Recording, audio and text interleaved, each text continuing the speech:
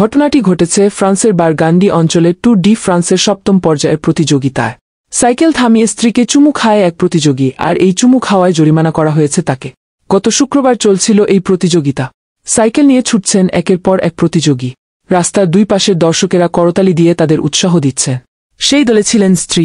স্ত্রীকে দেখে হঠাৎ সাইকেল থামিয়ে দিলেন ফরাসি সাইক্লিস্ট জুলিয়া বেহনার্দ, জড়িয়ে ধরে চুমু খেলেন। ওই প্রতিযোগিতায় 23.3 কিলোমিটারের টাইম ট্রায়ালে দ্রুত গতিতে সাইকেল চালাতে হয়।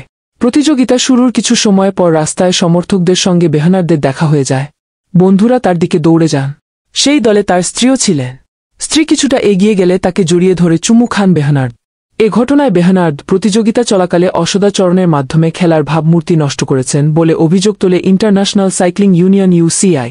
এজন্য শনিবার তাকে 200 সুইস ফ্রা অর্থাৎ $223 জরিমানা করা হয়েছে। সামাজিক যোগাযোগ মাধ্যমে এক পোস্টে বেহনার্দ খেলার ভাবমূর্তি নষ্ট করার জন্য UCI এর কাছে ক্ষমা চেয়েছেন। তবে তিনিও বলেছেন যে তিনি মুহূর্তটিকে স্মরণীয় করে রাখতে প্রতিদিন জরিমানা দিতে রাজি আছেন। এর আগেও একই ধরনের নিয়ম ভাঙার কারণে কিছু প্রতিযোগীকে সমপরিমাণ জরিমানা দিতে হয়েছে। প্রতিযোগিতা শেষে একটি টেলিভিশন চ্যানেলকে দেওয়া সাক্ষাৎকারে বেহনার্দ বলেন, প্রিয় মানুষদের সঙ্গে ওই মুহূর্ত তার ক্যারিয়ারের সেরা সময় হয়ে থাকবে। তিনি বলেন, এটা ছিল অসাধারণ। আমার স্ত্রী কয়েক সপ্তাহ ধরে বন্ধুদের সঙ্গে মিলে এটার জন্য অর্থাৎ প্রতিযোগিতার জন্য কাজ করেছে।